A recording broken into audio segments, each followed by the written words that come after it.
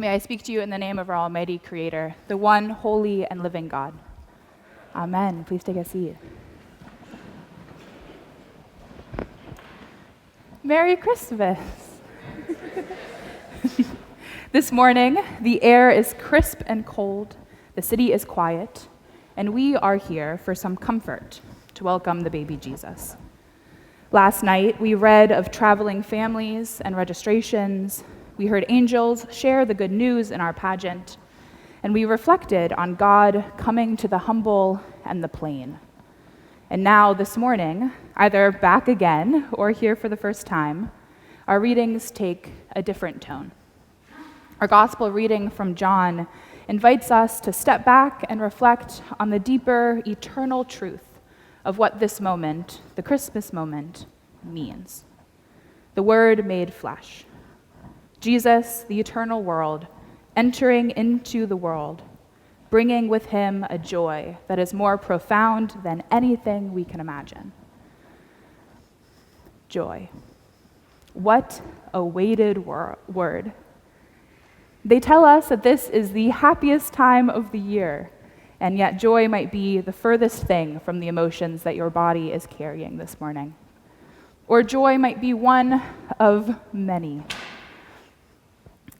As a child, Christmas brings sort of like a frenzied joy, but as adults, Christmas can bring with it stress, grief of ones we love and see no longer, a desire for holidays of past, anxieties about changing traditions, the whole messiness of being alive. Whatever you are feeling this morning, it is okay. You're where you need to be. With whatever you're carrying this morning, I want to invite you into a reflection on joy, not as a temporary emotion or as an occasional feeling, but as a spiritual practice, something that we have to cultivate, we have to try to invite in, rooted in the eternal Word who is with us. But before we talk about what joy is, we must first talk about what joy is not. Joy is not toxic positivity, claiming good vibes only and everything is fine, when in reality, everything is not fine.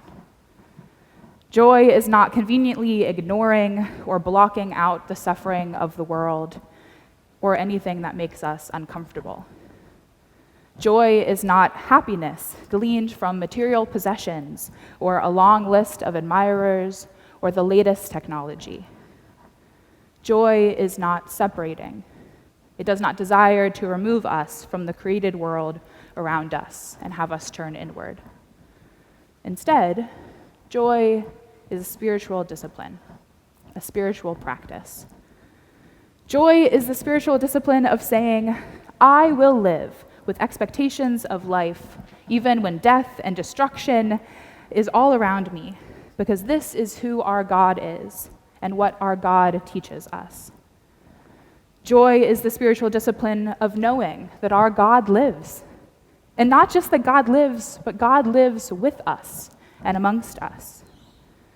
Joy is a spiritual discipline rooted in the knowledge of who Jesus is, God with us, the Word made flesh, love incarnate, love embodied. Joy is the spiritual discipline of looking at all the bad and the difficult and the weary things in our life and in the life of the world, and not disregarding their impact or rushing past how we feel, but deciding ultimately that these bad and difficult and weary things will not have a final say over our attention and who we are, and certainly do not determine whose we are. Since November, I've been reading this book called When Things Fall Apart. For no particular reason, I've been reading this book since November. And it's a small book of great beauty by a Buddhist monastic named Pema Chodro. And in it, she practices and discusses the practice of looking at the world and seeing it for what it is and choosing to engage anyways. Looking at the pains and the sorrows and the sins of our created world, or fallen world, to use our own Christian language, and not turn away. She argues that the very act of continuing to truck ahead, continuing to look ahead and discern possibilities, that is in and of itself a radical act of hope and joy. God sees our world for what it is and loves us so much and desires to be with us. In the joy and uncertainty and messiness of human life, He is with us. God came to be with you.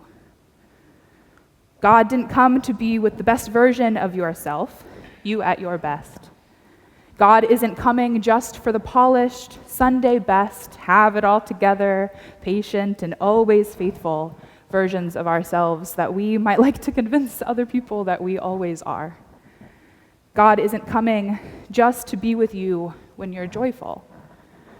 No, the joy and hope of God's incarnate love is that as we are, God came to us. And as we are becoming, God is with us. On Christmas Day, the next day, and the days after that. Joy is a vulnerable emotion. It's more vulnerable than pain, than embarrassment, than fear. And I suspect that this is because joy is all the more precious. It's transformative. It's all-encompassing. It's empowering. And it's precious. And we fear that this precious thing will be taken away from us, or that we aren't worthy of the gift that is joy. But that is not true. Joy is a beckoner, telling you to come closer. We are made for this tender, gentle, joyful connection with God and each other. Thomas Aquinas writes a lot about joy and claims that joy is caused by love, either through the presence of the thing that you love or the person that you love, or because of the proper good of the thing loved that exists and endures in it. So in this way, joy is a function of our relationships with God and one another. Joy is caused by love. And God abiding in us and with us thus is a source of joy. We were made to be loved, we are loved, and we are beckoned by joy to come closer to that love.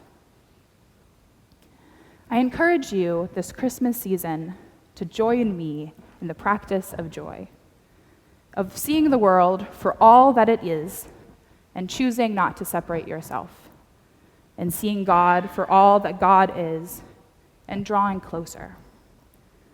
Joy to the world, and joy to you and yours this Christmas day. Amen.